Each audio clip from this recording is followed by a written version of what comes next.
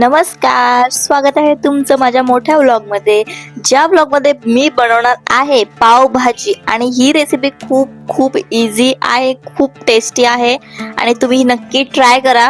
कारण खूप जास्त न सामान वापरता कमीत कमी वेळात आपण ही भाजी केली. चला मग, आपली मस्ती झाली असेल थोडी तर आपण आता रेसिपीकडे वळूया. तर इथे मी हा फ्लावर घेतलाय आणि त्याला चांगलं बॉईल केलंय, हळद थोडीशी आणि मीठ टाकून. कारण याच्यामध्ये बारीक बारीक किडे असतात, ते दिसत नाही आपल्याला, म्हणून त्याच्यासाठी आपण टाकले. आणि आता कुकर घ्यायचं, त्याच्यामध्ये फ्लावर, बटाटा आणि हे मटर चांगले सोलून घ्यायचेत आपल्याला आणि धुवून घ्यायचे, ते पण त्याच्यामध्ये ऍड करायचं. आणि फरसबी ऑप्शनल आहे, मला आवडते म्हणून मी टाकते, तुमच्याकडे नसेल तर तुम्ही स्किप करा. आणि एक बीट सोलून कापून टाकायचं आहे आणि चांगल्या 5-6 शिट्ट्या द्यायच्यात. आमचा कुकर थोडा अँटिक आहे म्हणून एवढ्या शिट्ट्या लागतात. आणि चांगली भाजी शिजली पाहिजे. तरी पण माझी भाजी नीट शिजली नाहीये, माझ्याकडून जास्त पाणी पडलंय. पण मॅश करून पण ती नीट मॅश होत नव्हती.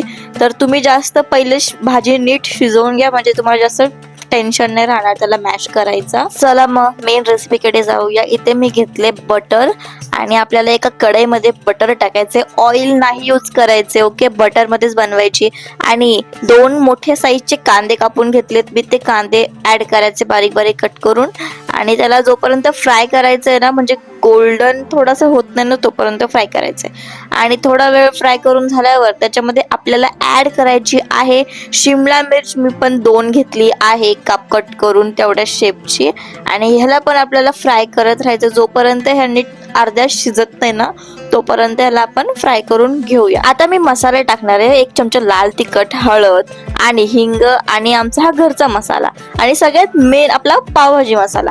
सो पावभाजी मसाला टाकला नाही ना तर पावभाजीची टेस्ट पावभाजी सारखी येणारच नाही. सो इथे आपण 2 मोठे चम्मच पावभाजीचा मसाला आपण इथे ऍड केलाय.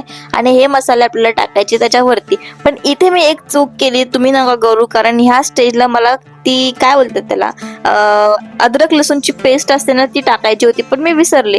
मग मी नंतर टाकेन, पण तुम्ही ह्या स्टेजला टाकू शकता. त्याच्यानंतर तुम्ही मसाले टाका. आणि मसाले आपल्याला चांगले फ्राय करायचे आहेत, कारण तो चांगला मसाला शिजला पाहिजे. त्याच्यानंतर आपल्याला टोमॅटो टाकायचा. आणि मसाला आहे ना जो आपला आपण मगाशी टाकला, तो जरा 5 मिनिटं तरी आपल्याला शिजवावा लागेल, 5-6 मिनिटं, कारण त्याचा सगळा स्मेल जायला पाहिजे. आणि टोमॅटो टाकून पण त्याला अजून 5 मिनिटं फ्राय करायचंय. त्याच्यानंतर तुम्ही थोडंसं पाणी ऍड करा, कारण मसाला पण चांगला आपल्याला शिजला पाहिजे. थोडं पाणी ऍड करून ना, माझ्याकडून जरा जास्तच हे झालं, पाणी ऍड झालं, पण ठीक आहे, तुम्ही थोडंसंच टाका. आणि 5 मिनिटं अजून त्या मसाल्याला फ्राय करा, कारण मसाला चांगला शिजला पाहिजे, तेव्हाच टेस्ट येईल. आणि मी इथे विसरले होते अद्रक लसूणची पेस्ट करायला, सो मी इथे करते. मिक्सरमध्ये पण वाटू शकतात, पण मी इथे असं करते.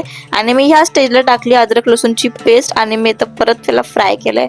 एवढं करावं लागतं पावभाजीसाठी का, कारण माझी भाजीमुळं, कारण भाजी नीट शिजली नाही. मग तुम्ही नीट शिजून घ्या. परत ह्या स्टेजला पण मला मॅश करावं लागते, तुम्ही सुद्धा नीट मॅश करा. जेवढी मॅश कराल ना तेवढी चांगली भाजी तुमची होईल.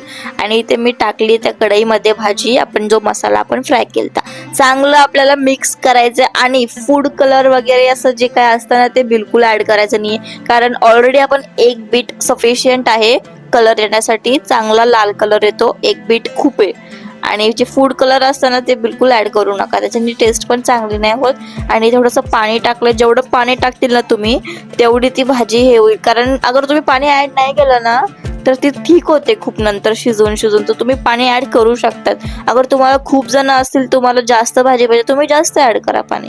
आम्ही फक्त 4 जण, सो एवढा सफिशियंट आहे. आणि लास्टला आपल्याला टाकायचं आहे, मी भाजी बॉईल करताना मीठ नव्हतं टाकलं होतं म्हणून मी आता टाकते. जर तुम्ही बॉईल करताना टाकलं असेल तर तुम्ही ह्या स्टेजला थोडं कमी मीठ टाका, तुमच्या हिशोबाने टाका. आणि नंतर परत भाजीला असं मिक्स करा. आणि भाजीला तुम्ही जितकं मॅश कराल ना तितकी ती भाजी चांगली होईल.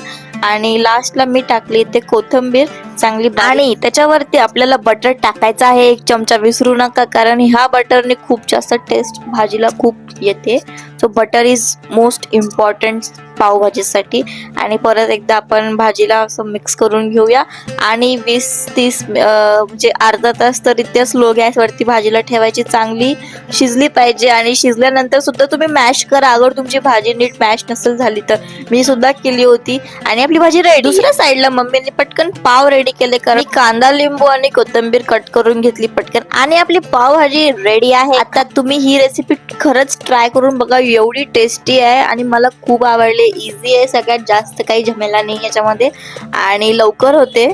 आणि मेन म्हणजे तुम्ही भाजी जर नीट केली ना, शिजवली ना, तर मग तुम्हाला पुढची स्टेप खूप जास्त इझी आहे.